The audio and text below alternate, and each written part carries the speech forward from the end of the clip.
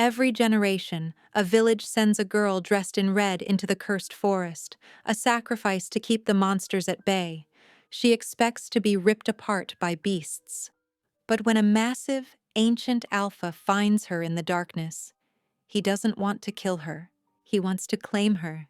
You see, she's not just some random offering. Her bloodline was bred for this moment. Generations of secrets hidden in her very bones. The village didn't send her to die. They sent her to become the mother of monsters and to destroy the one creature powerful enough to protect her. Dragged to his den deep in the Blackwood, she's trapped between two worlds, the humans who betrayed her and the beast who calls her mate. But when her wolf blood awakens and the forest goes to war, she'll discover she's not a victim anymore. She's something far more dangerous. Will the sacrifice become the monster or the queen? The stone walls of the chapel closed in around Alara like a tomb. Moonlight filtered through the stained glass windows, casting eerie colored shadows across the wooden pews. Her fingers trembled as they traced the rough fabric of the red cloak that now draped heavily across her shoulders. The weight of it seemed to press down on her very soul. 7 generations, 7 women before her had worn this same cloak, walked this same path to whatever fate awaited in the Blackwood, and none had ever returned. Alara's mind raced back to the gathering just hours before. The village elders had formed their usual stern-faced circle in the meeting hall, Magistrate Corwin's weathered hands extending the folded red cloth toward her with ceremonial gravity. But it was her mother's face that haunted her now. Margaret Ashwood, standing in the shadows at the back of the hall, eyes downcast and shoulders hunched as if bearing an invisible burden. "Mother, please," Alara had whispered when Margaret helped her prepare afterward. "Tell me what this means. Why me?" But Margaret had only pressed her lips together, hands shaking as she straightened Alara's simple dress. "It is our way," she'd murmured. "It has always been our way." Now alone in the chapel, Alara paced the narrow aisle between the pews.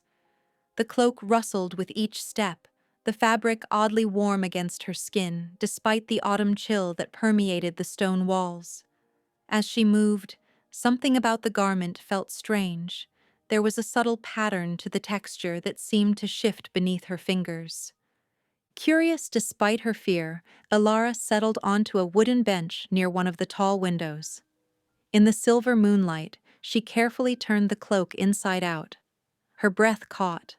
The lining was covered in intricate markings, carefully stitched in threads of deep crimson and black. They formed elaborate spirals and sharp angular patterns that seemed to dance before her eyes. Some appeared almost like letters in an alphabet she'd never seen, while others resembled ancient runes or symbols of power. "What are you?" she whispered, running her fingers over the embroidered designs. The instant her skin made contact, heat flared beneath her touch. The symbols seemed to pulse with an inner light, sending tingling sensations up her arm. Alara jerked her hand back with a gasp. Her skin felt fevered where she'd touched the markings, and her heart thundered in her chest. This was no ordinary ceremonial garment. There was power here, old power, woven into every stitch. She thought of her mother again, of the haunted look in Margaret's eyes whenever the Blackwood was mentioned. Had her mother known about these symbols? Was this why she'd been so insistent that Alara accept her fate without question? The moonlight shifted as clouds drifted across the sky, and the shadows in the chapel deepened. Alara clutched the cloak closer despite herself, both frightened and oddly comforted by its warmth. The symbols continued to burn against her skin, like dozens of tiny candle flames pressed against her shoulders and back. Time seemed to crawl as she sat there, alternating between examining the mysterious markings and staring out the window at the dark tree line of the Blackwood in the distance. Each hour that passed brought her closer to dawn, and whatever ceremony awaited her then. She thought of the stories she'd heard whispered around village fires, tales of the tribute women who'd gone before her, walking into those dark woods never to be seen again. What had happened to them? What would happen to her? The symbols seemed to pulse stronger whenever her fears peaked, as if responding to her emotions. Alara found herself tracing them again and again, trying to decipher their meaning. They felt familiar somehow, like words on the tip of her tongue that she couldn't quite remember. 7 generations, she murmured to herself. 7 women, 7 sacrifices. The word sacrifice made her shudder. No one ever spoke it aloud in the village, but that's what this was, what she was to become. A sudden gust of wind rattled the chapel windows, making Alara jump. The cloak swirled around her, the symbols flaring with momentary brightness before fading again to their subtle glow. She pulled the garment tighter, its weight both a comfort and a curse. Morning would come soon enough. For now all she could do was wait, wondering what secrets were sewn into the very fabric of her fate. Dawn painted the eastern sky in shades of pink and gold, but no warmth reached the solemn gathering at Thornhaven's center. The entire village had assembled, forming 2 rigid lines that would guide Alara's final walk to the Blackwood's edge. Children who normally played and laughed in the streets stood silent beside their parents, eyes wide with a mix of fear and fascination. Alara stood at the head of the procession, the crimson cloak still burning against her skin, where the strange symbols pressed through her simple white dress. Her legs felt weak, but she forced herself to stand straight.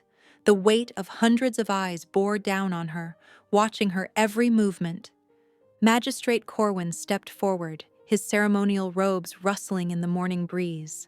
In his weathered hands, he held a clay bowl filled with oil that carried the sharp scent of herbs and something darker, metallic. The lines around his mouth deepened as he began to speak, his voice carrying across the hushed crowd. "Since time immemorial, we have kept our covenant," he intoned. "Through 7 generations, we have honored the price of peace. Today, we fulfill our sacred duty once more." His fingers dipped into the oil, and Alara suppressed a shiver as he drew cold, wet lines across her forehead. The liquid seemed to sink into her skin immediately, leaving behind a tingling sensation that matched the burning of the cloak's symbols. Corwin's voice dropped lower, taking on a rhythmic quality that made Alara's head spin. The words he spoke weren't English. They weren't any language she'd ever heard before. They slithered through the air like smoke, making her ears ring and her vision blur at the edges.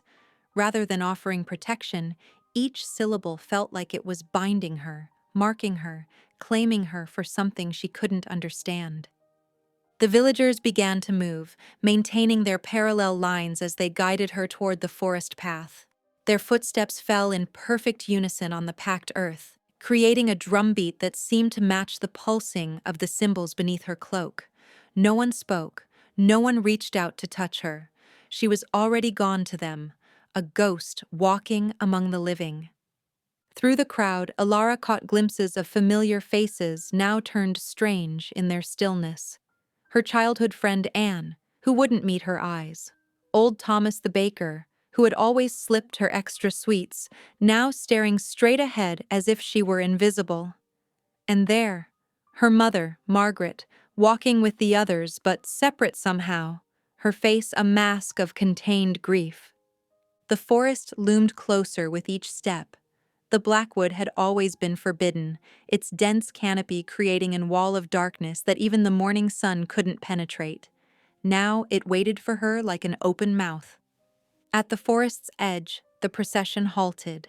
Alara's feet carried her forward alone, each step feeling heavier than the last. Behind her, she heard Magistrate Corwin speaking again, but the words seemed to come from very far away. The moment her foot crossed the threshold into the forest, something changed in the air. The temperature dropped, and the morning light seemed to dim despite the rising sun. A sob broke the silence, a sound of such raw pain that Alara turned instinctively toward it. Her mother stood with her hand pressed to her mouth, tears streaming down her face. For a moment, their eyes met across the distance, and Alara saw something there: desperation, regret, and perhaps a secret trying to break free. But before either of them could move or speak, the villagers had already begun their retreat. With practiced efficiency, they laid down lines of salt and iron across the path, sealing her into the forest's domain. Within moments, they were gone, leaving only the barrier of white salt crystals and dark metal as evidence they had ever been there. Alone now, Alara forced herself to move forward. She found the deer trail just as she had been instructed, a narrow path worn into the forest floor, winding between ancient trees whose branches seemed to weave together overhead, blocking out more light with each step she took. Her heart thundered in her chest, its rhythm matching her cautious footsteps. Every sound made her jump: the crack of a branch overhead, the rustle of leaves in the undergrowth, the scrabbling of small animals she couldn't see. The cloak's symbols burned hotter against her skin, as if responding to the forest's presence. Then, between one step and the next, everything stopped. The forest fell into an unnatural silence that pressed against her ears like cotton. No birds called, no insects chirped, no leaves rustled. Even the sound of her own breathing seemed muted, as if the forest itself was holding its breath. Alara stood frozen on the path, the silence wrapping around her like a physical thing. The hair on the back of her neck rose, and the symbols beneath her cloak pulsed with an intensity that made her gasp. A sound that was swallowed immediately by the smothering quiet. The oppressive silence shattered with a sound that made Alara's bones vibrate. A growl, deep and primal, rumbled through the forest floor like distant thunder. It seemed to come from everywhere at once, making the very air around her tremble. Her body moved before her mind could process the danger. The crimson cloak billowed behind her as she ran, no longer caring about following the deer trail. Tree branches whipped at her face, and roots threatened to trip her with every frantic step. The symbols sewn into the cloak's lining blazed against her skin, as if responding to an unseen presence. Something kept pace with her through the dense forest. Though she couldn't see it clearly, she caught glimpses of a massive shape moving through the trees parallel to her path. It flowed like liquid shadow between the trunks, too graceful for its enormous size. The sound of its movement was barely perceptible, just the soft displacement of air and the occasional crack of a branch under powerful feet. Alara's lungs burned as she pushed herself harder. The white dress tangled around her legs, already torn and muddy from her desperate flight. She knew she couldn't maintain this pace, but terror drove her forward. Each time she glanced to the side, she caught flashes of silver-black fur and the gleam of eyes that seemed to glow in the shadows. Her foot caught on an exposed root, sending her stumbling forward into a clearing. She managed to catch herself before falling, but the moment of recovery cost her precious seconds. Gasping for breath, she straightened up and froze. Moonlight flooded the perfectly circular space, though she could have sworn it was still morning when she entered the forest. The silver light illuminated a ring of ancient trees whose trunks were carved with the same strange symbols that marked her cloak. But it was the figure at the clearing's edge that stole what little breath she had left. He stood upright like a man, but there any resemblance to humanity ended. Nearly 8 feet tall, his form rippled with corded muscle beneath a coat of silver-black fur. His chest was broad and powerful, tapering to narrow hips. Massive clawed hands hung at his sides, each finger tipped with gleaming talons. His face blended wolf and man in a way that should have been monstrous, but instead held a terrible beauty: the long muzzle, the pointed ears, the sharp teeth visible behind slightly parted lips. But it was his eyes that trapped her gaze. They burned like molten amber in the darkness, ancient and predatory, filled with an intelligence that made her shiver. Those eyes held centuries of wisdom and power, and they were fixed on her with an intensity that made her feel like prey and something else altogether at the same time. Caden, it could only be him, the wolf god of the Blackwood, began to move. He circled her slowly, each step deliberate and graceful despite his imposing size. His movements were pure predator, smooth and calculated, yet he made no move to attack. Instead, he seemed to be studying her, his head tilting slightly as he took in every detail of her appearance. The symbols in her cloak pulsed in time with her racing heart as he drew closer. She could feel the heat radiating from his massive form, smell the wild forest scent of him, pine needles, wood smoke, and something distinctly animal. Her legs trembled with exhaustion and fear, but she remained rooted to the spot, unable to look away from those hypnotic eyes. He completed his circle, coming to stop directly in front of her, his head lowered, bringing his face close to her neck. She felt his breath stir her hair as he inhaled deeply, scenting her. The rumble that vibrated through his chest was different from the earlier growl, deeper, more resonant, almost pleased. When he spoke, his voice was like gravel over velvet, inhuman yet perfectly understandable. The sound seemed to bypass her ears entirely, reverberating directly through her body and settling in her chest. Mine. That single word carried the weight of an ancient decree, a claim that felt older than the forest itself. The symbols in her cloak flared with sudden heat, and Alara gasped as something deep inside her responded to that primal declaration. Before Alara could even draw breath to scream, the world blurred around her. One moment she stood trembling in the moonlit clearing, the next she was crushed against a fur-covered chest, powerful arms holding her like steel bands. The ground disappeared beneath her feet as Caden moved with impossible speed through the forest. Her stomach lurched at the rapid movement. Trees whipped past them in a dark green blur. She struggled against his grip, pushing against his chest, but it was like trying to move a mountain. Her fists beat uselessly against his muscled form while he bounded effortlessly through the woods, barely seeming to notice her resistance. "Let me go!" She twisted in his arms, but his hold only tightened, a warning growl rumbling through his chest. The forest grew denser, older, the trees more gnarled and massive. The air changed, becoming thick with the scent of earth and ancient things. Suddenly, they plunged into darkness as Caden carried her into what seemed to be a cave entrance, hidden behind a curtain of vines. The passage sloped downward, winding deep into the earth.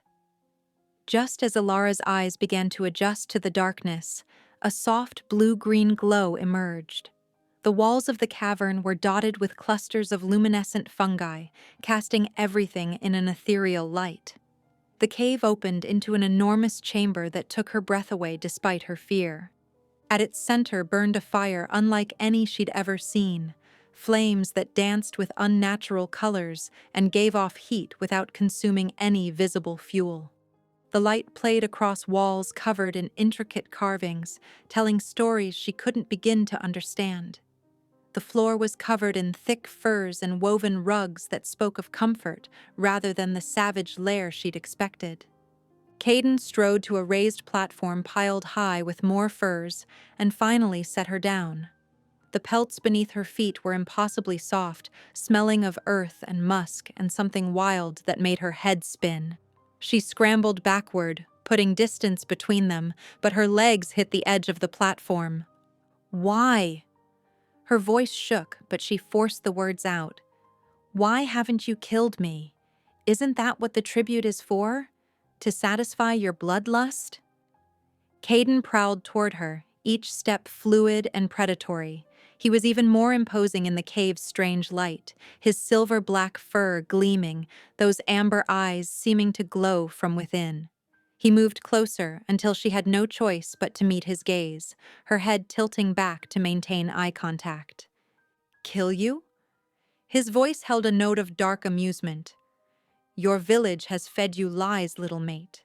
They knew exactly what you were, what you are to me." "What?" Alara's throat went dry. "What do you mean?" He leaned in, his massive form caging her against the furs. His nostrils flared as he breathed in her scent, and a shudder ran through his powerful frame. "I can smell it in your blood," he growled. The mark of destiny, the scent that calls to my very soul. For centuries, I have waited, watching generation after generation, searching for the one whose essence would sing to mine. His clawed hand came up to hover near her face, not touching, but close enough that she could feel its heat. You are my fated mate, Alara, the other half of my soul. Her heart thundered in her chest. The symbols in her cloak seemed to pulse in time with it, and something deep inside her responded to his words with a recognition that terrified her. Her body swayed toward him instinctively, even as her mind reeled with denial. "No," she whispered. "That's impossible. The village, they wouldn't—" "They knew." Caden cut her off, his voice hardening. "They have always known. For generations, they have bred their daughters, waiting for one whose bloodline would be pure enough to match mine. You were never meant to be a sacrifice, but a gift. My mate, my queen, my everything." His eyes blazed brighter. "And now that I have found you, I will never let you go." Alara sank down onto the furs, her legs no longer able to support her. The eternal flame cast dancing shadows across the cave walls, as Caden's words echoed in her mind, each revelation striking like a physical blow. "What do you mean, bred?" Her voice came out barely above a whisper. "My mother. My grandmother." Caden moved with fluid grace to crouch before her, his massive form somehow less threatening now, though no less powerful. His amber eyes held an ancient sorrow as he spoke. "Your bloodline was carefully cultivated over generations, each marriage arranged, each union planned, to strengthen the dormant wolf genes that run through your veins." His clawed hand gestured to the red cloak she still wore. "That garment isn't merely ceremonial. The markings sewn into it are old magic, designed to awaken what sleeps in your blood." Alara's fingers traced the symbols that had seemed to burn against her skin earlier. "But why? Why go to such lengths?" A low growl rumbled in Kaiden's chest. "Power. The Blackwood holds ancient magic that humans have long coveted, but they cannot access it without a connection to the old blood, to my kind." He reached out, one claw carefully brushing a strand of hair from her face. "They needed a way to control me, to bind me. What better way than through a mate?" The truth crashed over her like ice water. Every memory of her childhood took on a new, twisted meaning. The way the elders had watched her grow up, the strange teas her mother made her drink, the restrictions on whom she could befriend or court. "They raised me like cattle," she whispered, bile rising in her throat. "My whole life, everything I thought I was orchestrated," Caden finished, his voice gentle despite its inhuman timbre. "They sought to create the perfect weapon against me, a mate I couldn't resist, whose bond I would be powerless to fight." Something dark and molten began to bubble up inside Alara's chest. Rage, pure, primal rage, unlike anything she'd ever felt before. Her hands clenched into fists, trembling with the force of it. The symbols in the cloak seemed to pulse faster, matching the furious beating of her heart. "My own mother," she choked out. She knew all along they were grooming me for this, and she just watched, helped them." A sound escaped her throat, half laugh, half sob. "I thought she was crying because she thought I would die, but she was crying because their plan was finally working." Caden's eyes glowed brighter as he watched her, nostrils flaring as if he could scent the fury rolling off her in waves. "You feel it now, don't you? The wolf in your blood awakening, your true nature responding to the betrayal." Alara pressed her hands to her chest, where something wild and feral clawed at her ribcage, demanding release. The rage was transforming, becoming something else, something that made her skin feel too tight, her senses too sharp. "What's happening to me?" she gasped. "You're beginning to understand what you are." Caden rose to his full height, regarding her with those ancient, knowing eyes. "And now you face a choice, little mate. He extended one massive hand toward her, claws glinting in the firelight. "Stay with me willingly. Let me teach you about your true nature, about the power that runs in your veins. Learn what you were meant to be, not their weapon, but my equal." His other hand clenched into a fist. "Or fight it. Fight me. But know that I will keep you here regardless, until the mate bond forces you to accept what you are. The choice is yours, but the outcome will be the same." Alara stared at his offered hand, her world tilting on its axis. Everything she'd ever known was a lie. Every person she'd trusted had betrayed her. The only truth she had left was the creature standing before her, the monster that somehow felt more honest than any human she'd ever known. Sunlight filtered through cracks in the cavern ceiling, rousing Alara from a fitful sleep. Her body ached from spending the night curled up on the furs, as far from Caden as the den would allow. As her eyes adjusted to the morning light, she gasped. Where the terrifying hybrid creature had been, a man now stood, if man was the right word for the being before her. He was still enormous, easily 7 feet tall, with a warrior's build that made him seem to fill the entire cave. But his features had shifted into something breathtakingly harsh and beautiful. Long black hair streaked with silver fell past his shoulders, framing a face that could have been carved from marble by some mad artist obsessed with perfection. Only his eyes remained unchanged, those burning amber orbs that seemed to pierce straight through to her soul. He wore rough-spun pants that rode low on his hips, his chest bare and rippling with muscle. Scars marked his bronze skin, testament to centuries of battles she couldn't begin to imagine. "You're awake." His voice was deeper, richer in this form, though it still held that otherworldly resonance that marked him as inhuman. Alara pressed herself against the cave wall, drawing her knees to her chest. "I didn't know you could change like this. This form is easier for hunting in daylight." He moved toward her with that same liquid grace, carrying what looked like freshly killed rabbits in one hand and gathered fruits in the other. A water skin was slung across his broad back. "You need to eat." He set the offerings before her, meat still warm from the hunt, berries that grew only in the deepest parts of the blackwood, and water that sparkled like liquid crystal. Her stomach clenched with hunger. She hadn't eaten since before the ritual, but she turned her head away. "I'm not hungry." A low growl filled the cave. "Do not lie to me, little mate. I can hear your stomach protesting." "I won't eat." She lifted her chin, clinging to this small defiance. "You can't force me." The change in his demeanor was instant and terrifying.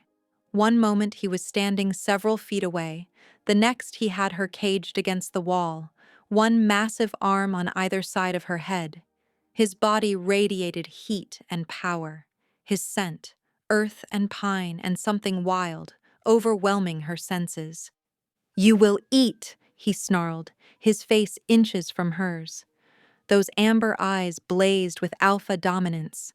"You will keep up your strength. I did not wait centuries to find you only to watch you waste away from stubborn pride." Alara's breath caught in her throat. Something deep inside her, something primal and instinctive, responded to his display of dominance. Her pulse quickened, and to her horror, she felt heat pool low in her belly. She swallowed hard, trying to fight the urge to bare her throat in submission. "You can't just—" "I can." His voice dropped lower, rougher.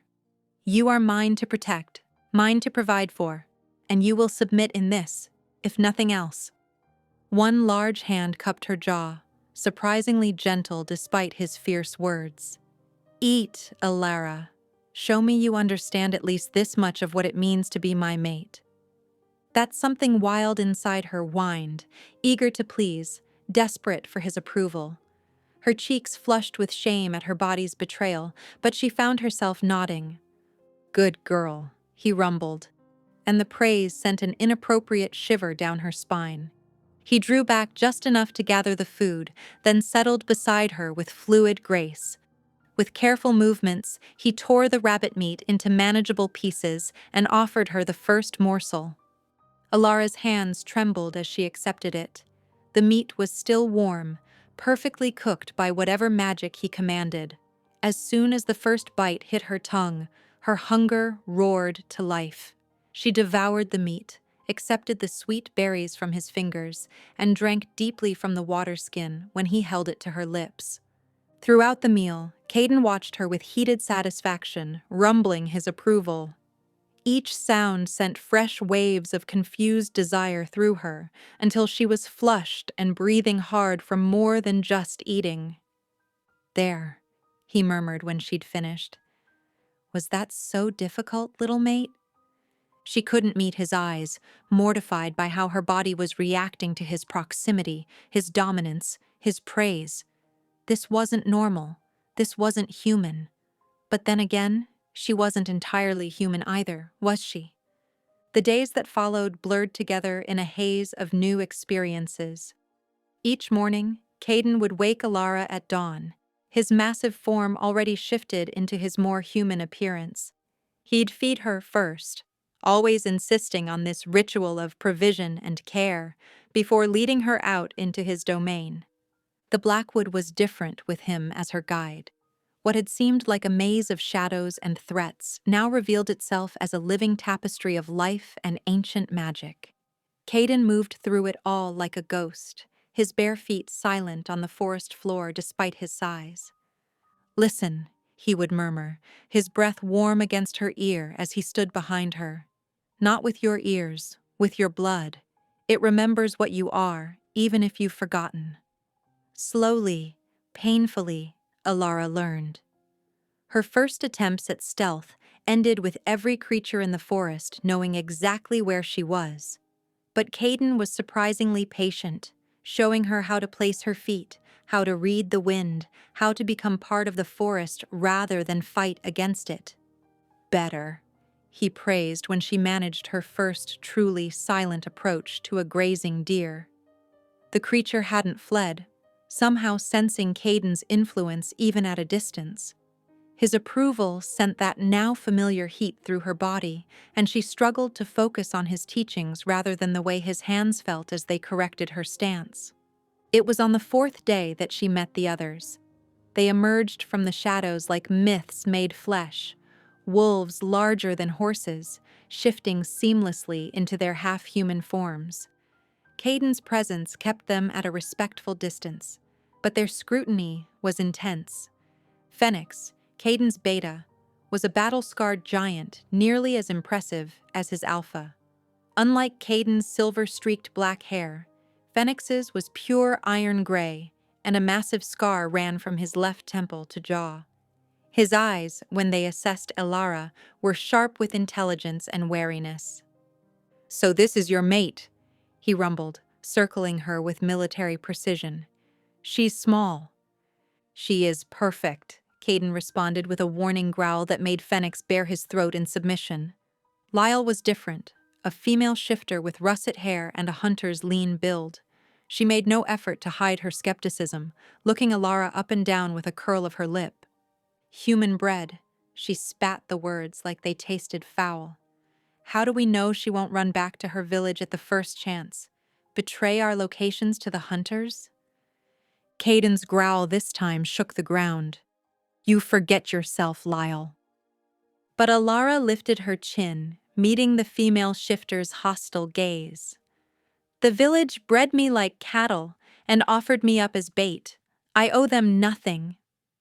Something like approval flickered in Lyle's eyes, though her words remained sharp. "We'll see what you're made of, human, if you survive the training." The training was brutal. Caden taught her the basics, tracking, moving silently, reading the forest's signs. But Phoenix and Lyle added their own lessons. Phoenix showed her how to fight dirty, how to use her smaller size as an advantage. Lyle, despite her apparent disdain, taught her to shoot a bow and throw knives with deadly accuracy. Through it all, Caden watched with burning intensity. He never strayed far, his presence both comforting and maddening. Each time Alara mastered a new skill, his proud rumble sent shivers down her spine. Each time she stumbled or failed, his gentle encouragement made her heart race. The nights were worst, or best. She couldn't decide anymore. After long days of training, Alara would collapse onto the furs in their den, every muscle aching. And every night, Caden would curl his massive form around her, radiating heat and protection. He never pushed for more, never tried to claim her fully as his mate.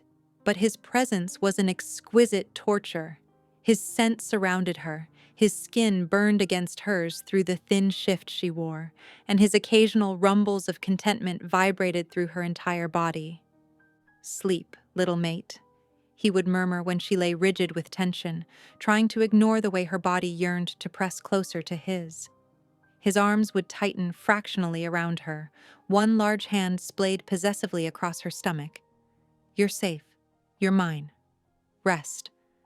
And despite herself, despite everything she thought she knew about fear and monsters and the proper order of the world, Alara would eventually drift off, lulled by the steady beat of his immortal heart against her back. Alara had grown used to the rhythm of nights in the den, the eternal flame casting dancing shadows, Caden's warmth wrapped around her, the soft sounds of the forest filtering through the cave entrance. But this night was different. She woke with a gasp, her body seized by white-hot agony that felt like molten iron replacing her blood. Every bone ached as if trying to shatter and reconstruct itself. The pain was unlike anything she'd ever experienced, worse than any fever or injury she'd endured in her village life. "Kai!" She tried to call out, but another wave of pain stole her breath. He was already there, his massive form materializing from the shadows. Without hesitation, he scooped her into his arms, cradling her against his chest as she writhed in torment. "Hold on, little mate," he murmured, his voice a deep rumble that she felt more than heard through the haze of pain. He carried her swiftly through the den's passages and out into the night air. The sky above was moonless, a black velvet expanse scattered with countless stars. Caden laid her gently in a clearing carpeted with soft grass, but kept her upper body cradled in his lap. His hands stroked through her sweat-dampened hair as another spasm racked her frame. "What's happening to me?" Alara managed to gasp between waves of agony. "The mate bond," Caden explained, his words interspersed with soft growls and rumbles that seemed to bypass her ears and speak directly to something primitive in her soul. "It's awakening what has always been inside you, your true nature." A particularly violent surge of pain made Alara arch off the ground, a scream tearing from her throat. Her fingers clawed at the earth, desperate for any anchor against the feeling that her body was being unmade from the inside out. "Your first transformation," Caden continued, his voice steady and soothing even as she thrashed in his hold. He switched between human words and deeper, more guttural sounds that somehow made perfect sense to her pain-addled mind. "Fight through it, my brave one. Let it happen." Hours seemed to pass in a blur of agony. Alara screamed until her throat was raw, until her voice emerged as little more than a rasp. Through it all, Caden never let go. His hands remained gentle in her hair, on her face, along her spine, everywhere the pain was worst. His voice never ceased its stream of comfort, alternating between human reassurances and those deeper, primal sounds that seemed to resonate with her very bones. "I can't," she sobbed at one point, when the pain seemed impossible to endure. "It's too much." "You can," Caden growled, the sound fierce with conviction. "You are stronger than you know. The blood of wolves runs in your veins, not just any wolves, but the ancient ones. This pain is your heritage awakening. Embrace it." Finally, as the first hints of dawn began to lighten the eastern sky, the agony began to recede. Ilara lay collapsed in the grass, every muscle trembling with exhaustion. Her body felt strange, not exactly painful anymore, but fundamentally altered in ways she couldn't yet comprehend. As her awareness slowly returned, she became conscious of everything. The world around her seemed to have exploded into vivid detail. Colors were sharper, more intense. She could distinguish a dozen shades of green in the surrounding forest that she'd never noticed before. The grass beneath her was a symphony of texture and scent, each blade distinct and alive. The smells were overwhelming. She could detect the lingering trace of her own fear sweat, the rich, loamy scent of the earth, the complex layers of wood and sap from the trees. 1,000 different aromas she had no names for filled her nostrils, telling stories about the forest and its inhabitants that she was only beginning to understand. But dominating everything else was Caden's scent. It had always affected her, from that first terrifying encounter in the moonlit clearing, but now it was something else entirely. His presence surrounded her like a physical force: pine needles and wood smoke, thunderstorms and wild places, power and protection all mixed with something uniquely him that called to the new, wild thing awakening inside her. She turned her face into his chest, inhaling deeply, feeling that scent curl through her like wine, intoxicating and dangerous. His hand tightened in her hair in response, a pleased rumble vibrating through his chest. "How do you feel?" he asked, his voice rough with emotion she couldn't quite read. "Different," Alara whispered, her raw throat making the word scratchy. "Everything is more. I can smell so much, see so clearly. It's overwhelming." Caden gathered Alara's trembling form into his arms, her body still quaking with aftershocks from the partial transformation. The cool, pre-dawn air brushed against her hypersensitive skin as he carried her back toward the den, each step deliberate and gentle to avoid jostling her.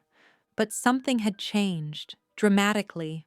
The moment he lifted her, a new awareness bloomed inside her mind, as if a wall she hadn't known existed had suddenly crumbled. Emotions that weren't her own flooded her consciousness: pride so fierce it took her breath away, rage that smoldered like banked coals at the pain she'd endured, and underneath it all, a bone-deep need that made her gasp. "What is this?" she whispered, pressing her face against his chest. "I can feel you." "The mate bond," Caden rumbled, his voice rougher than usual. "Your human nature kept it muted before. Now that your wolf blood has awakened—" He trailed off as another wave of emotion swept through their connection: relief, joy, and that same desperate longing. They reached the den, where the eternal flame cast its warm glow across the furs that made up their bed. Caden laid her down with exquisite care, but instead of pulling away, he remained hovering over her, his massive frame casting her in shadow. His amber eyes blazed in the firelight, filled with an intensity that made her heart race. Alara could barely breathe. The new sensations were overwhelming, his scent wrapping around her like a physical caress, the heat radiating from his body, and most of all, the feelings pouring through their bond. She could feel his restraint trembling, like a dam about to break. His hand came up to cup her face, thumb brushing across her cheekbone with surprising tenderness. "I've waited centuries for you," he said, his voice raw with emotion. "Watched you fight, watched you learn, watched you begin to transform, but I won't take what isn't freely given." His eyes locked with hers, burning with intensity. "Choose, Alara. Choose this. Choose me. Or say no, and I'll never ask again." The world seemed to hold its breath. Alara felt the weight of the moment, the magnitude of this decision. But her newly awakened senses were screaming with need, her heart racing with certainty. The village, her old life, the betrayal, all of it seemed distant and unimportant compared to this primal truth burning between them. "Yes," she whispered, the word falling from her lips like a prayer. "I choose you, Caden." Something snapped in him. She felt it through their bond like a physical break. His control, held for so long, shattered. His mouth claimed hers with desperate hunger, and Alara responded with equal fervor, weeks of building tension exploding into consuming passion. His kiss was devastating, primitive and possessive, drawing sounds from her throat she didn't know she could make. His hands roamed her body with proprietary need, and everywhere he touched felt like sparks against her sensitized skin. Through their bond, she could feel his pleasure twining with her own, creating an endless feedback loop of sensation. Mine, he growled against her throat, the word more wolf than human. The sound sent shivers down her spine, and she felt her own wolf rising to answer his claim. Yours, she gasped, arching against him. And you're mine. His pleased rumble vibrated through her entire body. As their passion reached its peak, Caden's teeth found her throat, not to hurt, but to mark. The bite was swift, precise, and instead of pain, Alara felt only completion. The mate bond surged between them, no longer just emotions, but souls interconnecting, binding them together in ways that transcended the physical. When it was done, Alara lay boneless in their fur bed, her body humming with satisfaction, Caden's mark throbbing gently on her throat, a mark that would tell every creature in the forest that she belonged to the Alpha, just as the matching mark she'd somehow managed to leave on him proved he belonged to her. Through their strengthened bond, she could feel Caden's profound contentment, his fierce joy, and his absolute devotion. He pulled her closer, wrapping his massive frame around her protectively, one hand coming up to stroke the mark on her throat with possessive satisfaction. Dawn light filtered through the den's entrance, casting golden rays across Alara's sleeping form. Caden watched her with possessive satisfaction, his fingertips tracing the healing mark on her throat. Through their bond, he could feel her contentment, even in sleep, a stark contrast to the fear that had once radiated from her. When she stirred, her eyes fluttering open, a smile curved her lips. "You're staring again," she murmured. "My mate is beautiful. I'll stare as much as I please." His rumbled response made her laugh, the sound echoing through their bond like sunlight. Their mornings had fallen into a comfortable routine. They would hunt together, Caden teaching her to track with her enhanced senses, to move silently through the underbrush. Her partial shift came easier now, not a full transformation yet, but enough to sharpen her teeth and claws, to give her the speed and strength she needed to keep up with the pack. Today's training session brought them to a clearing where Phoenix and Lyle waited. The scarred beta nodded in approval as Alara demonstrated her growing prowess, while Lyle's usual skepticism had begun to fade into reluctant respect. "Better?" Lyle admitted after Alara successfully pinned her during a sparring match. "You're learning to use your smaller size to your advantage. Just don't get cocky about it." Through their bond, Alara felt Caden's pride surge. He stepped forward, helping her up from the forest floor. "You're becoming what you were always meant to be," he said, his voice thick with emotion. Later that evening, as they sat by the eternal flame in their den, Caden opened up more about his past. His massive frame curled around her. He spoke of centuries of solitude, of watching his kind dwindle while human settlements expanded. "I am the last true wolf god," he confessed, his voice heavy with the weight of history. "My father was one of the old gods, my mother a powerful shifter, but the others of my kind, they're gone now. Until you, I thought I was destined to guard these woods alone until time itself ended." Alara stroked his arm, feeling his ancient grief through their bond. "And now?" His hand splayed possessively across her stomach. "Now I dare to hope. Our children will be something new, neither fully human nor purely of the old blood. Perhaps they'll bridge the gap between our worlds, become the future my kind needs." The thought filled Alara with warmth. For the first time in her life, she felt truly purposeful, truly herself. Not the village sacrifice, not a tool bred for others' schemes, but a woman coming into her own power with a mate who saw her true worth. The pack had begun to accept her too. Phoenix's gruff exterior had softened into something almost paternal, while Lyle's challenges had become more about pushing Alara to excel than testing her worth. Even the other pack members who'd initially kept their distance now sought her out, recognizing their future Luna. But Paradise, as Alara would learn, was fragile. It happened during a routine patrol. She was running with Phoenix and Lyle, practicing tracking techniques near the forest's edge, when the wind shifted. The scent hit her enhanced senses like a physical blow: human sweat, leather, and the distinct smell of Thornhaven's cured meats. She knew that combination anywhere. She'd grown up with it. Alara froze, her body going rigid. Lyle noticed first, dropping into a defensive crouch. "What is it?" "Humans," Phoenix growled, having caught the scent too.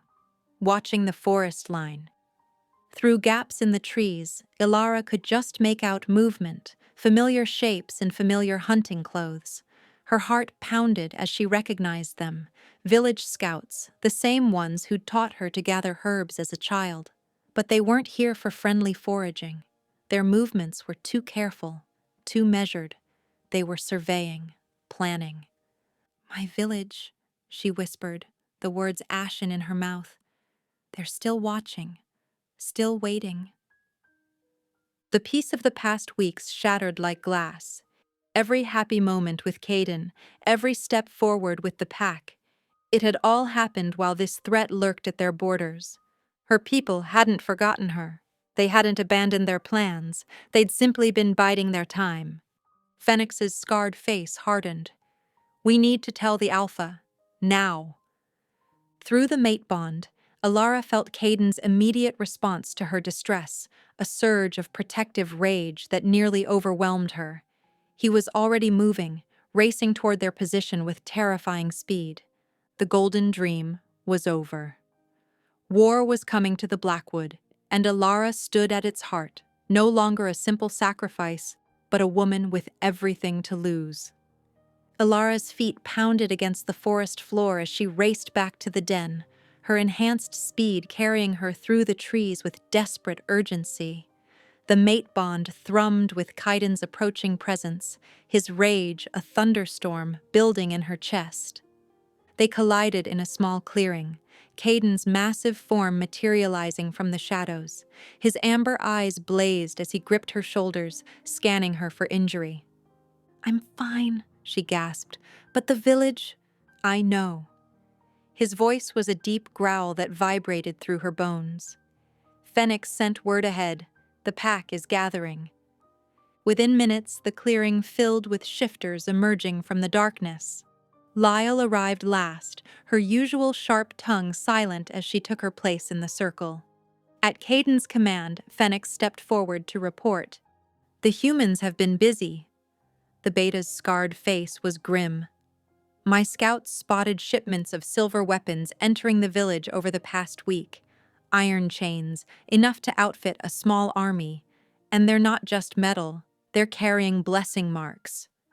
"Father Matthias." The name left Alara's lips like a curse. She remembered the priest's cold eyes, how he'd always watched her with calculating interest during village ceremonies. "He's been performing rituals over their weapons." Caden's laugh was dark and dismissive. "Let them bring their blessed toys. I've faced silver and iron before. No human weapon can truly harm me." But something cold settled in Alara's stomach, an instinct that went deeper than fear. "The elders aren't fools," she said quietly. "They wouldn't move against you without believing they could win. They've planned this for generations, my entire bloodline." Her voice caught as memories surfaced, the careful way she'd been raised, the strange lessons in village lore, the whispered conversations that stopped when she entered a room. And always, always, that red cloak passed down through 7 generations of women before her. The cloak that even now hung in their den, its fabric still stained with the blood of past sacrifices. "The symbols," she whispered, horror dawning. in the cloak's lining. I never understood them, but they burned against my skin that first night. Caden's confidence faltered for the first time as he read the terror in her eyes. What are you saying? I need to see it, now. They rushed back to the den, the pack following in tense silence. The red cloak lay where Elara had left it, folded neatly on a shelf carved into the stone wall. With trembling hands, she turned it inside out, exposing the intricate patterns sewn into the lining with thread that gleamed oddly in the eternal flame's light. These aren't just decorations, she said, tracing the symbols.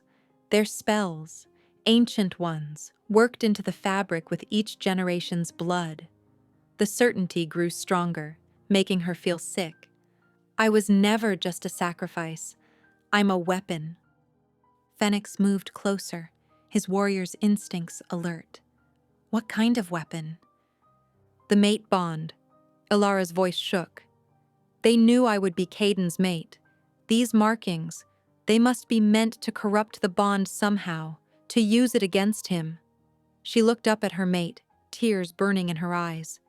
They bred me for this, raised me in the shadow of these spells. Everything I am could be part of their trap. Caden's roar of fury shook dust from the den's ceiling. In an instant, he had the cloak in his grip, ready to tear it apart. No! Elara stopped him. We need to understand what it does first. If the spell is already working through our bond... She couldn't finish the thought. The possibility was too horrible, that their love, their sacred connection, might be poisoned by ancient magic. That every moment they'd shared could have been strengthening whatever curse the village had woven. Lyle stepped forward, her usual disdain replaced by grim understanding. She's right. We need to study it. There are those among us who remember the old ways, who might recognize these markings. Caden's struggle was visible, the urge to destroy anything that threatened his mate warring with the tactical need to understand their enemy's plan. Finally, he relaxed his grip on the cloak, though his eyes still burned with murderous intent. Get our lore keepers, he commanded Phoenix. Everyone who might have knowledge of blood magic. We need answers before the humans make their move. As the pack dispersed to carry out his orders, Caden pulled Elara into his arms.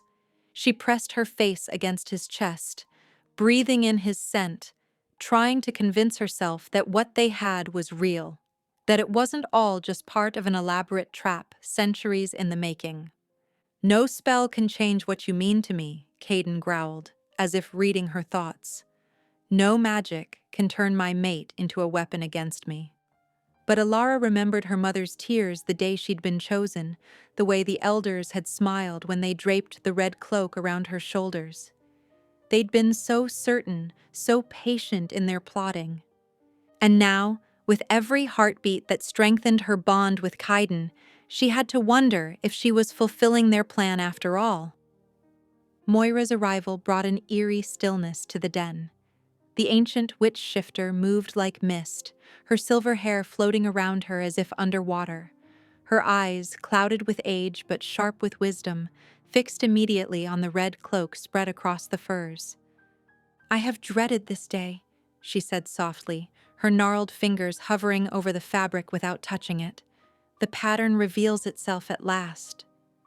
Elara stood close to Caden, drawing strength from his solid presence. You know what these markings mean? They speak of blood and binding. Moira traced the air above the symbols, her expression grave. 7 generations of sacrifice, each adding their power to the spell. The cloak is merely the vessel. You, child, are the key. Caden's growl rumbled through the den. Explain. Moira's ancient eyes met Elara's. Your bloodline was cultivated for this purpose. Each sacrifice before you strengthened the magic, but they were not the true weapon. You are. Through the mate bond, this curse now has a direct channel to Caden's power. How? Elara's voice cracked. How does it work? Like a slow poison, Moira said. Each moment you spend together, each time the bond pulses between you, the curse draws a little more of Caden's strength away. It stores that power in the cloak, in the blood-soaked fabric that has absorbed 7 generations of death. Alara felt sick. Every tender moment, every touch, every surge of love she'd felt for her mate, all of it had been feeding this terrible magic. "How long?" she whispered. "The curse began the moment Caden claimed you," Moira confirmed. "Each day since then has weakened him, though he may not have noticed yet. His power runs deep, but even the mightiest river can be drained drop by drop." Caden's rage exploded outward. He seized a boulder from the den wall and hurled it clear across the cavern, where it shattered with a thunderous crack. His roar shook dust from the ceiling, but Alara felt his true anguish through their bond.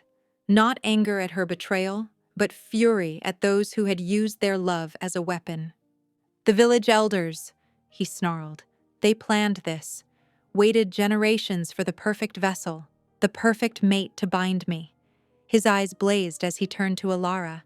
"But they didn't count on you choosing me, on us finding real love despite their schemes." Alara's heart clenched. "Can it be broken?" she asked Moira. The witch shifter nodded slowly. "The cloak must be destroyed in sacred fire, and the connection to Thornhaven severed completely. But," she hesitated. "Tell us," Caden demanded. "The backlash will be severe," Moira warned. "The curse has woven itself into your mate bond. Breaking it will cause tremendous pain to you both. Some pairs—" She paused again. "Some do not survive the separation." Alara felt Caden's arms wrap around her from behind, his chest pressed to her back in a possessive embrace. Through their bond, she felt his determination crystallize into an unshakable decision.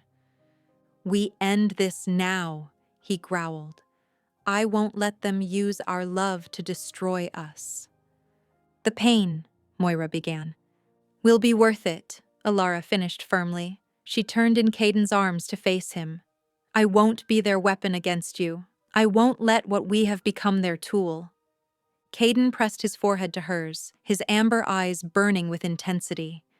"My brave mate," he rumbled, "will break their curse and then make them pay for every moment they've poisoned." Moira gathered the cloak carefully, her movements precise and ritualistic. "I will prepare the sacred fire," she said. "When the moon reaches its peak, we must act. But know this, once begun, there is no stopping the ritual. You must endure whatever comes, or the backlash could destroy you both." As the witch shifter glided from the den, Alara pressed closer to Caden, memorizing his warmth, his scent, the steady beat of his heart against her cheek. Soon they would face pain unlike anything they'd known, but at least they would face it together. "I'm sorry," she whispered against his chest. "I should have realized sooner what the cloak meant." "You have nothing to apologize for." Caden's voice was fierce with conviction. "You are my mate, my true mate, no matter what magic they wove around you. We will break this curse, and then we will show Thornhaven what happens when they dare to threaten what belongs to the wolf god." The sacred fire pit stood atop a stone altar deep within the blackwood, where ancient trees formed a natural cathedral around them. Moira had prepared the ritual circle with bones, herbs, and crystals that gleamed in the rising moonlight. The pack gathered at a respectful distance, their eyes reflecting the firelight like dozens of amber stars in the darkness. Caden worked methodically, arranging sacred woods in the traditional pattern while Moira chanted in the old tongue. His movements were precise, but Alara could feel his tension through their bond. Each moment they delayed was another moment the curse drained his strength. When he reached for the red cloak, Alara stepped forward. "We do this together." Caden's eyes met hers, concern evident in their molten depths. "The pain is mine to bear as much as yours," she said firmly. "I am your mate, Caden, your equal. We face this as one." A low rumble of approval rose from his chest, and through their bond she felt his pride and love surge. He nodded, extending the cloth between them so they each held an edge. Moira's voice rose higher, the ancient words taking on a resonant power that made the very air vibrate. "The moon reaches its peak," she warned. "Once we begin, you must not stop until the cloak is completely consumed, no matter what you feel." Alara squared her shoulders, gripping the blood-stained fabric. "We're ready!" Caden's free hand found hers, their fingers intertwining. Together they approached the sacred fire, which blazed higher at their proximity, as if recognizing the power it was about to consume. "Now!" Moira commanded. They cast the cloak into the flames. For a heartbeat, nothing happened. Then, the fire turned an unnatural purple, and pain exploded through Alara's body. It felt like her blood had turned to molten silver, like every nerve was being shredded and reformed. She heard Caden's roar of agony mingle with her own scream. The curse fought back viciously. The cloak refused to burn, the symbols sewn into its lining blazing with sickly green light. Alara felt it trying to maintain its hold on Caden through their bond, pulling at the connection between them like barbed hooks in her soul. "Hold!" Moira's voice cut through the haze of pain. "You must endure." Alara forced her eyes open, seeing Caden on his knees beside her, his form flickering between human and wolf as the curse tried to tear his power away. She crawled to him, every movement agony, and pressed her forehead to his. "Together," she gasped, "fight it together." Their bond flared white-hot, and suddenly she could feel everything. Caden's centuries of power, the curse's greedy pull, the strength of their love fighting against 7 generations of dark magic. The cloak in the fire began to blacken at the edges, each burning thread sending fresh waves of torment through them both. Then came the psychic scream. It ripped through the forest like a physical force, shattering the ritual circle and sending the pack to their knees. The cloak erupted into white flames, disintegrating in a final burst of released power that knocked everyone back. Before anyone could recover, silver arrows whistled through the trees. "Ambush!" Phoenix's warning came too late. Humans poured from the shadows like a coordinated flood, led by Magistrate Corwin himself. They wielded blessed weapons and iron chains, moving with practiced precision toward the still recovering pack. This was no desperate village militia. These were trained hunters who had planned this moment for years. "Take them while they're weak," Corwin commanded, his voice ringing with authority. "The Alpha first." Caden surged to his feet, pushing Alara behind him despite his own exhaustion. He met the first wave of attackers with savage fury, his claws tearing through leather armor, his fangs finding flesh. But he was still drained from the curse breaking, his movements slower than usual. A silver net whistled through the air, tangling around Kaiden's legs. He roared and shredded it, but more followed. Silver-tipped spears thrust at him from multiple directions, forcing him to dodge and weave while protecting Alara.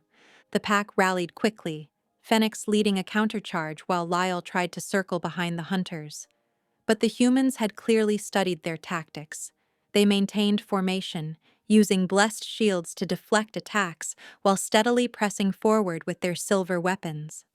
A spear found its mark in Kaiden's shoulder, the silver burning into his flesh. He ripped it out with a snarl, but Alara felt his pain lance through their bond.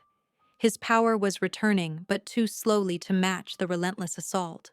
"The curse worked perfectly," Corwin's voice carried across the chaos, thick with satisfaction. "The mighty wolf god, brought low by love. How poetic." Another spear struck Caden's thigh, and this time he stumbled. Alara screamed as she felt the silvers burn through their connection, watching in horror as more hunters closed in on her wounded mate, their weapons raised for killing blows. The forest erupted into chaos as more hunters emerged from the shadows.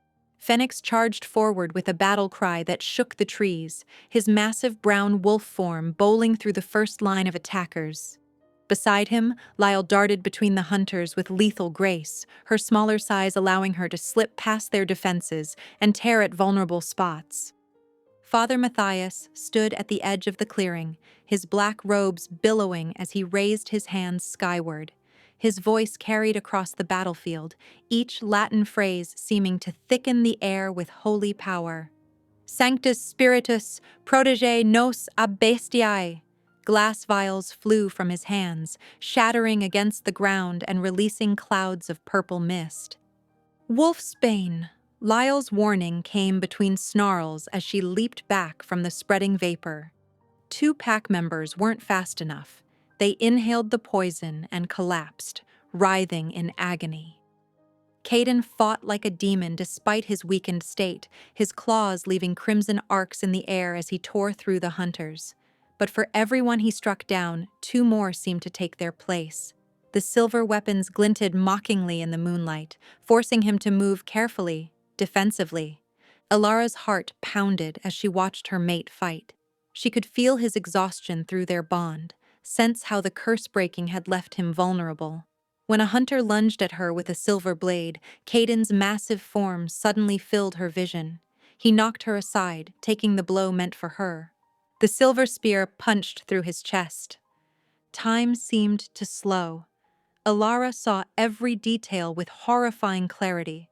The way Caden's eyes widened in shock, the black blood that bubbled from his lips, the triumphant gleam in the hunter's eyes. Her mate crashed to his knees, the spear protruding grotesquely from his body. "Caden!" The scream tore from her throat, primal and raw. Something wild awakened inside her, responding to her mate's pain. Her bones ached with the need to shift, to protect, to kill. She felt her nails lengthening into claws, her teeth sharpening, not a full transformation, but enough to fight.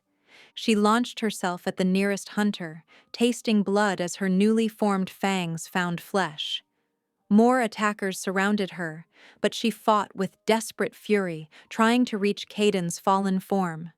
Through their bond, she could feel his life force flickering like a guttering flame.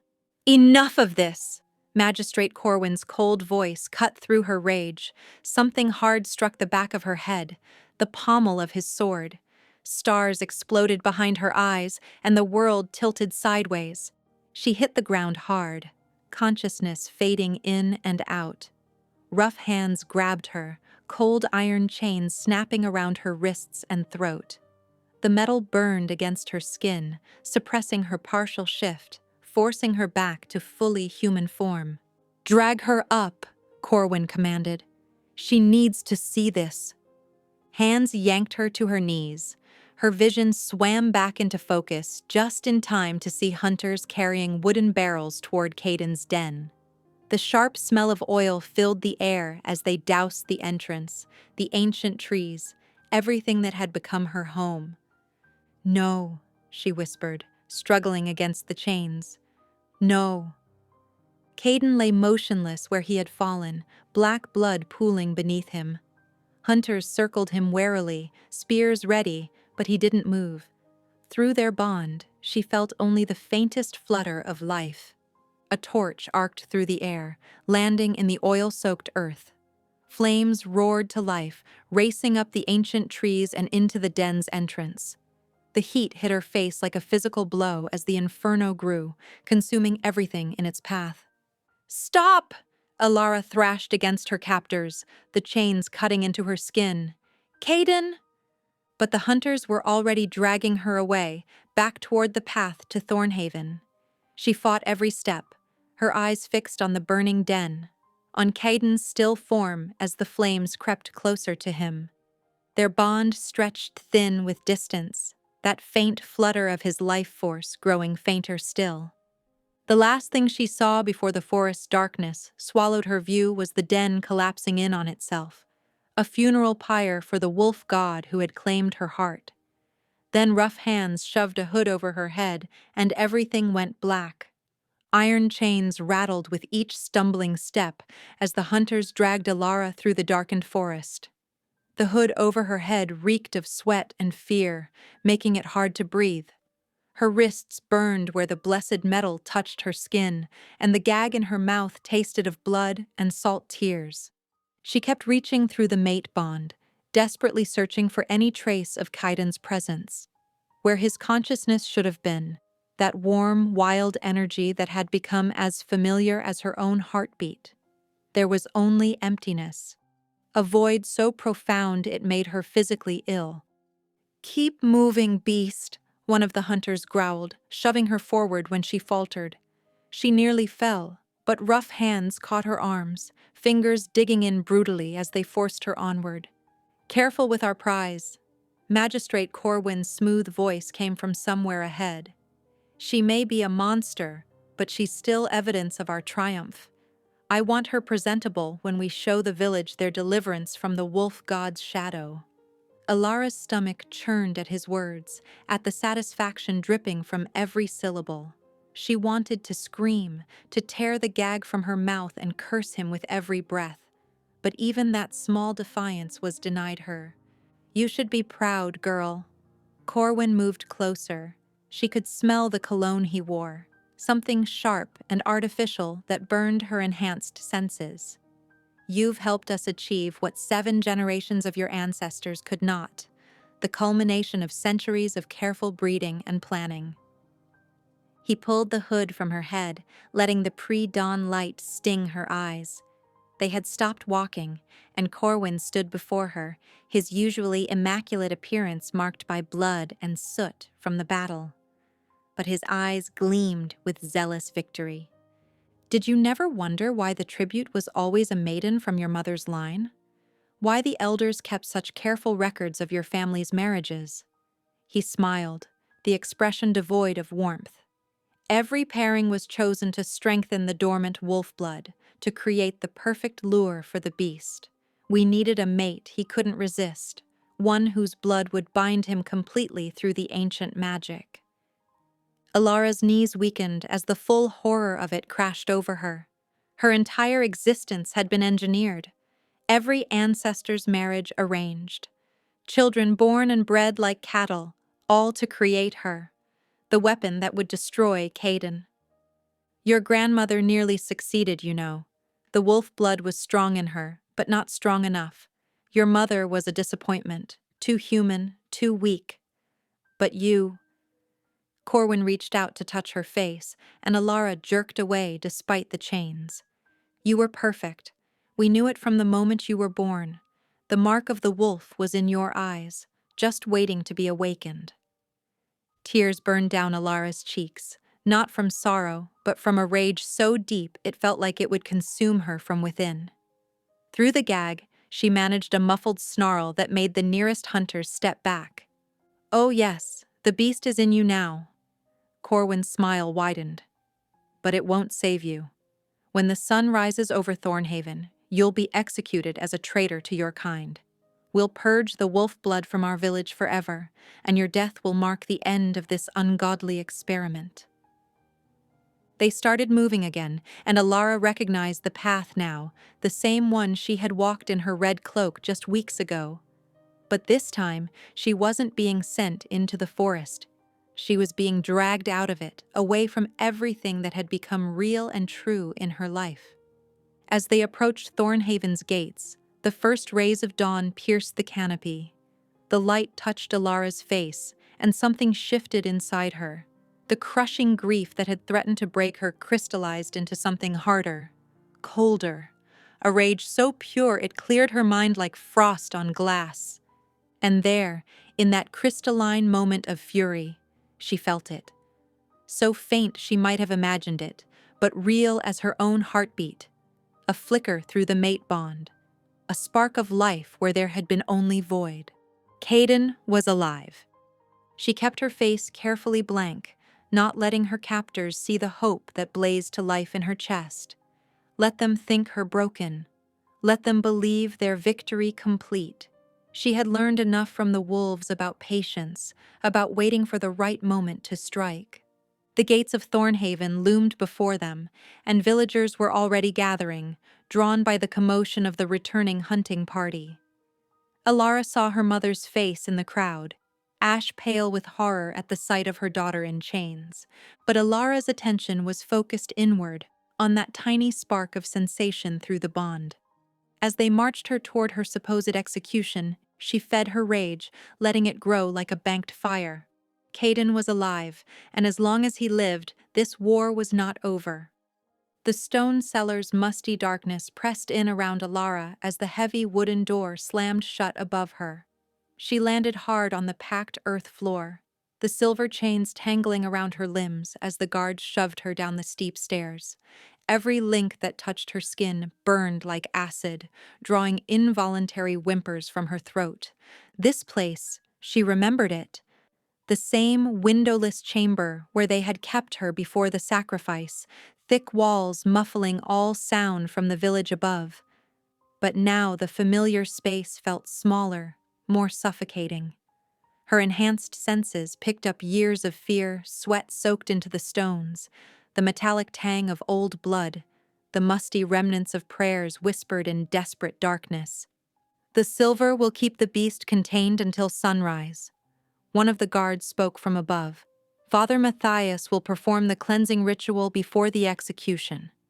Alara curled into herself as their footsteps retreated, trying to find a position where the chains wouldn't touch so much of her skin. The silver's burning seemed to reach deeper than flesh. It felt like it was searing into her very soul, trying to separate the wolf from the woman. Time blurred in the darkness. She drifted between consciousness and delirium, the pain becoming a constant backdrop to her thoughts. But through it all, she kept reaching for that faint spark of Caden she had felt. Each time she brushed against it, the sensation grew slightly stronger. He was alive, fighting, healing. The cellar door creaked open, letting in a shaft of pale light. Heavy footsteps descended the stairs, accompanied by the sharp scent of incense and holy water. Father Matthias's tall figure emerged from the shadows, his priest's robes immaculate despite the early hour, a wooden cross held before him like a shield. "Poor child." His voice carried false sympathy. "Look what the demon has done to you." Alara watched him through half-lidded eyes, conserving her strength. Every muscle in her body tensed as he approached, but she remained still, waiting. "The wolf spirit has corrupted your soul," Matthias continued, retrieving a leather-bound book from his robes. "But fear not. Through God's grace, we will burn this evil from you before death. You may yet find salvation." He began to read in Latin, flicking blessed water that stung where it landed on Alara's skin. The words seemed to thicken the air, pressing down on her with supernatural weight. But instead of weakening her wolf nature as intended, the ritual prayers sparked something else, a deep, primal fury that rose up from her core. "The power of Christ compels you, demon." Matthias's voice grew stronger as he stepped closer, holding the cross toward her face. "Release this child of God." The rage building inside Alara crystallized into something pure and dangerous. The silver chains, meant to suppress her power, instead became a catalyst, the pain forcing her to dig deeper into herself than she ever had before. She felt her wolf spirit rising, not fighting against the bonds, but incorporating them, using the agony to forge something new. Matthias leaned in, pressing the cross to her forehead. "In nomine Patris." Alara lunged. The chains rattled but held as her teeth snapped inches from the priest's throat. Matthias stumbled backward, eyes wide with shock as he met her gaze, her human eyes now blazing solid amber in the darkness. "Impossible," he whispered. "The silver should—" A growl rolled from Alara's chest, deeper and more inhuman than any sound she had made before. She felt the change rippling through her, not the partial transformation she had experienced before, but something complete and fundamental. Her wolf nature wasn't fighting to break free anymore. It was merging with her human soul, two halves becoming whole. The mate bond flared to life, stronger than ever. She could feel Caden now, his presence a burning star in her consciousness. He was in the forest, gathering his strength, calling to her. The wolf in her howled in response, straining toward its mate despite the chains and stone walls between them. Matthias pressed himself against the far wall, clutching his cross so tight his knuckles went white. Dear God in heaven. Alara's lips pulled back from teeth that felt sharper, longer. When she spoke, her voice was rough with power. Your God has no authority here, priest, and I am no demon to be exorcised. The silver chains still burned, but the pain had become irrelevant, transformed into fuel for the fire building inside her. With each heartbeat, she could feel herself changing, becoming what she was always meant to be. Not just a vessel for dormant wolf blood, not just a weapon to be used against her mate, but something new and terrible and free. The morning of the third day dawned gray and cold, a thick mist clinging to Thornhaven's cobblestone streets. Guards dragged Alara from her cell, the silver chains leaving raw, bleeding marks across her skin. Her body was weak from days without food, but her spirit burned brighter than ever, fueled by the steady pulse of Kaiden's presence through their bond. The entire village had gathered in the square, faces both familiar and strange, forming a sea of judgment around the wooden platform that had been erected overnight. Children clutched at their mothers' skirts, old men muttered prayers, and the elders stood in a solemn line beside the gallows, their ceremonial robes bright splashes of color against the dismal morning. Magistrate Corwin waited at the center of the platform, his usual paternal mask replaced by cold satisfaction. Beside him stood a hooded figure, the executioner, holding an axe that gleamed with the unmistakable sheen of pure silver. The guards forced Alara to her knees before the crowd. Her legs trembled from exhaustion, but she kept her spine straight, refusing to bow her head. Let them see what they had created. Let them look upon their monster. Citizens of Thornhaven, Corwin's voice rang out across the square. We gather today to cleanse our community of evil, to execute justice upon one who has betrayed not only her people, but her very humanity. A murmur rippled through the crowd. Alara scanned their faces, these people she had grown up with, played with, broken bread with. Now they looked at her with fear and disgust, as if she were already dead to them. Alara Ashwood stands accused of consorting with demons, of willingly joining with the beast of the Blackwood, of becoming the very darkness we have fought against for generations. Corwin unrolled a scroll, though Alara knew he didn't need it. He had rehearsed this moment for years. She has corrupted her blood with wolf taint, betrayed the sacred trust of our ancestors, and brought shame upon her family name. Movement in the crowd caught Alara's eye. Her mother, Margaret, stood near the front, tears streaming down her pale face. Their eyes met, and in that moment, something shifted in Alara's understanding. She saw the weight of generations in her mother's gaze, the burden of terrible knowledge. Margaret's hands twisted in her apron, the same nervous gesture Alara remembered from countless moments throughout her childhood, moments when her mother could have spoken, could have warned her. She knew. The realization hit Alara like a physical blow. Her own mother had known all along, about the bloodline, about the plan, about everything.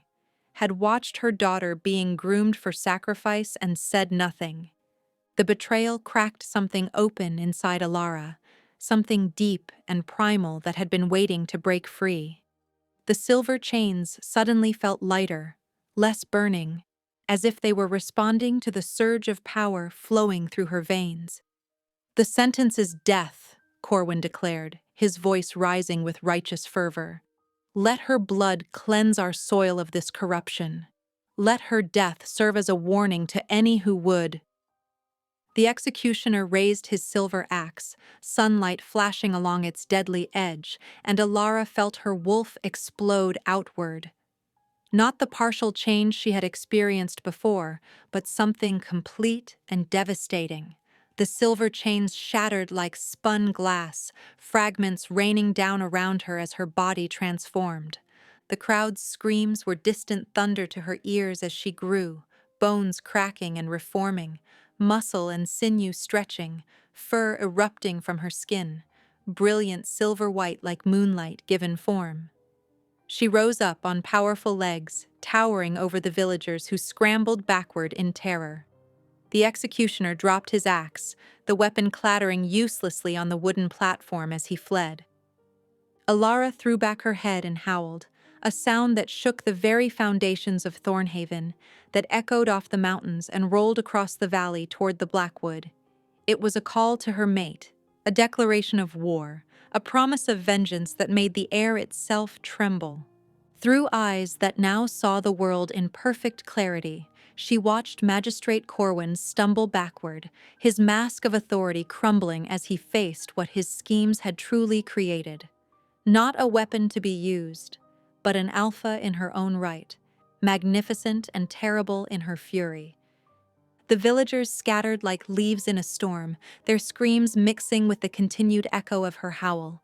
Only Margaret remained frozen in place, staring up at her daughter with a mixture of horror and awe, witnessing the final fruition of generations of careful breeding, a she-wolf whose power matched that of the great beast of the Blackwood himself. The echoes of Alara's howl had barely faded when an answering chorus shattered the morning air.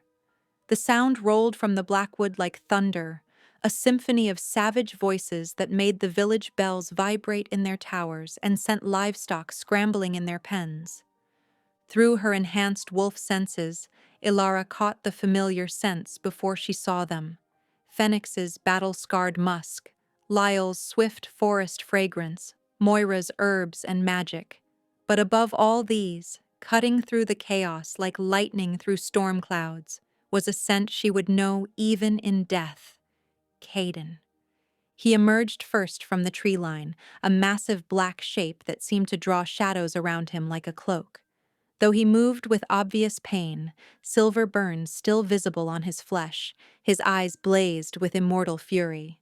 The sight of him made Alara's heart surge. He was alive, wounded but unbowed, and the mate bond between them sang with renewed strength. Behind him, the pack poured from the forest like a flood of fur and fang. Not just the shifters she knew, but every wolf and beast that called the Blackwood home. Bears with silver-streaked coats, eagles with eyes that gleamed with unnatural intelligence, shadows that moved with purpose and hunger. This was the true power of the wolf god, the authority that Thornhaven had tried to steal and bind. The villagers' screams reached a fevered pitch as the supernatural army crashed through their gates. But this was not mindless slaughter. Caden's pack moved with terrible precision, ignoring fleeing families and focusing their attacks on specific targets. Phoenix led a group straight for the hunters who had wielded silver weapons, while Lyle's swift form darted between houses, hunting down members of the Elder Council who tried to hide. Father Matthias stood his ground in front of the church, brandishing a silver crucifix and shouting prayers. Moira appeared before him like mist condensing into form, her ancient eyes glowing with power that made his blessed symbols flicker and fade. "Your god has no authority here, priest," she said, her voice carrying despite the chaos. "This is older magic, older justice." Alara bounded through the village square, her new wolf form moving with natural grace despite its massive size. Villagers scrambled out of her path. Neighbors who had known her since birth now faced what their ancestors' schemes had created. She spotted Magistrate Corwin trying to escape through an alley and cut him off, her teeth bared in a snarl that promised retribution. But before she could strike, a familiar scent caught her attention. Caden had fought his way to her side, his black fur now streaked with silver from his wounds, but his presence as overwhelming as ever. When their eyes met across the chaos-filled square, something extraordinary happened. The mate bond between them, usually only felt by the shifters themselves, became visible to every eye. A silver thread of light connected their hearts, pulsing with power that made the air itself shimmer. It was pure, unbreakable, a physical manifestation of what the village had tried to corrupt and exploit. Those still in the square, human and shifter alike, stopped to stare at this display of ancient magic. Alara felt Caden's voice in her mind, stronger than ever through their illuminated connection. My mate, my love, my equal. His wolf form pressed against hers, their fur mingling white and black, and the power flowing between them made the ground tremble. The sight of their bond, this irrefutable proof of something holy and primal, broke what remained of Thornhaven's resistance. Even Father Matthias lowered his crucifix, his face slack with awe as he witnessed something that transcended his understanding of divine power. The surviving elders fell to their knees, finally comprehending the true nature of what they had tried to contain and control. Together, Alara and Caden stood in the heart of the village, their unified presence both beautiful and terrible. The silver thread of their bond continued to pulse between them, a reminder to all who witnessed it that some forces were beyond mortal manipulation, that love, when true and freely given, could become the most powerful magic of all. Dawn painted the village square in shades of blood and gold as Caden took his true form. No longer the massive wolf, nor the hybrid warrior, but something ancient and terrible that made reality bend around him. He towered 12 feet tall, his fur rippling with shadows that seemed to absorb the morning light, while patterns of starlight traced ethereal constellations across his massive frame. This was the wolf god as he had existed before time had names, before humans built their first fires. The villagers fell to their knees, some weeping, others praying, as waves of primal power rolled off him. Even his own pack lowered their heads in instinctive submission.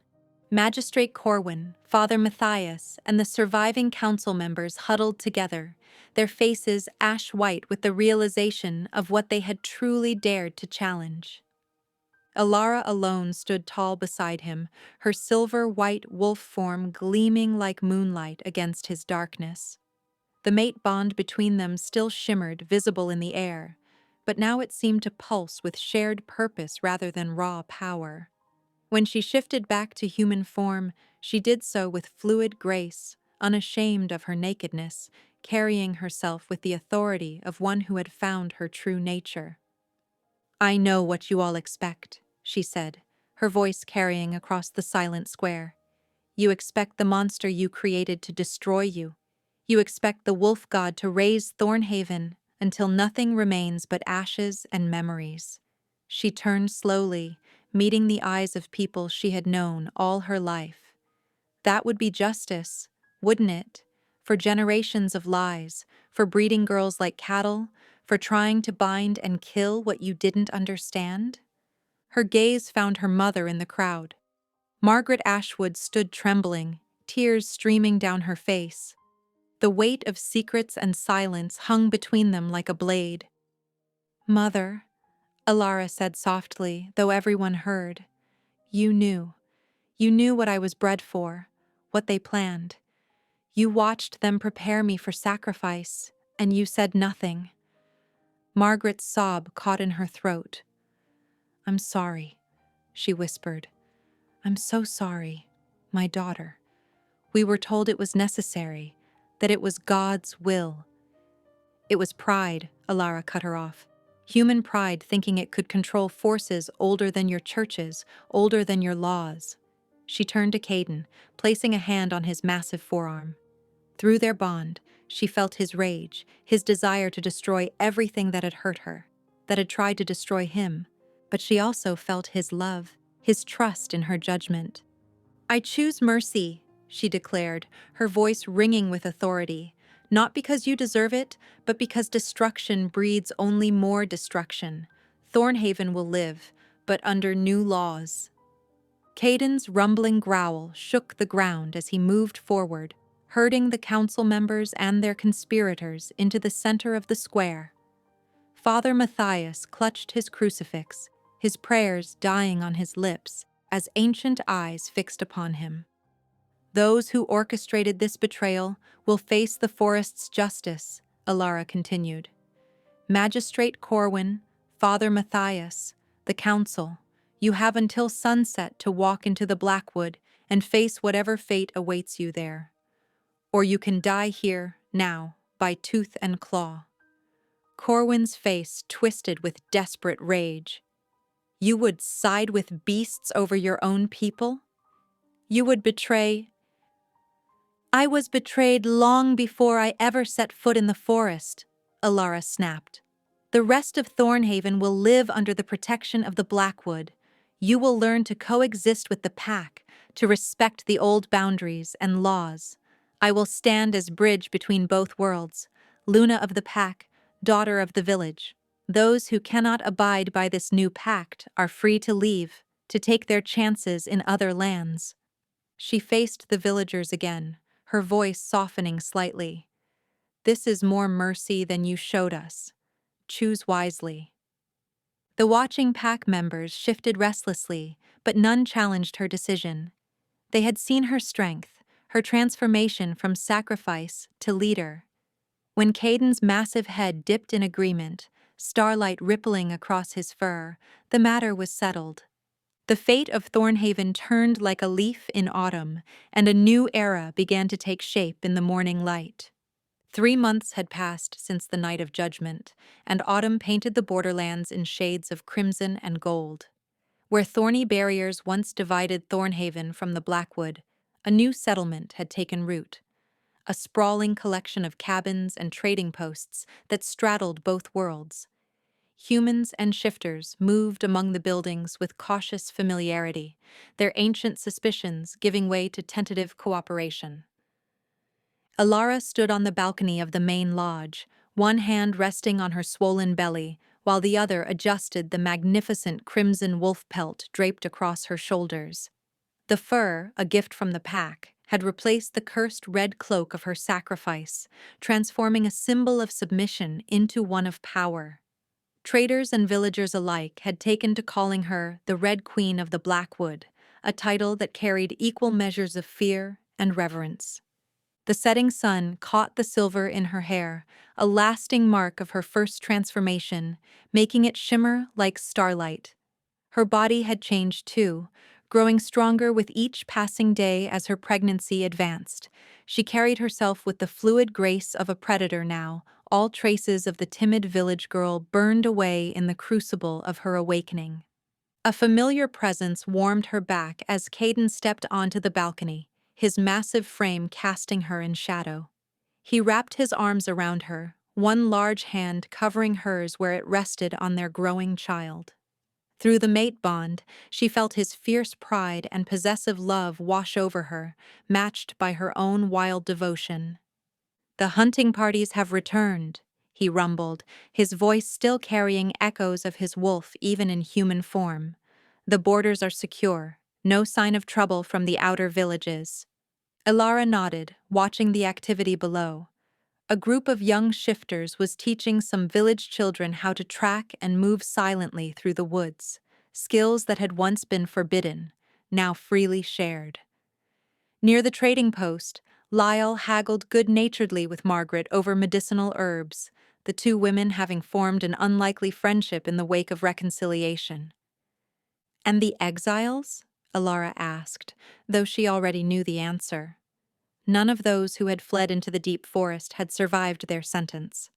The Blackwood itself had executed justice, its ancient magic devouring those who had tried to bind and control it. "The forest has finished with them," Caden confirmed, his tone grim but satisfied.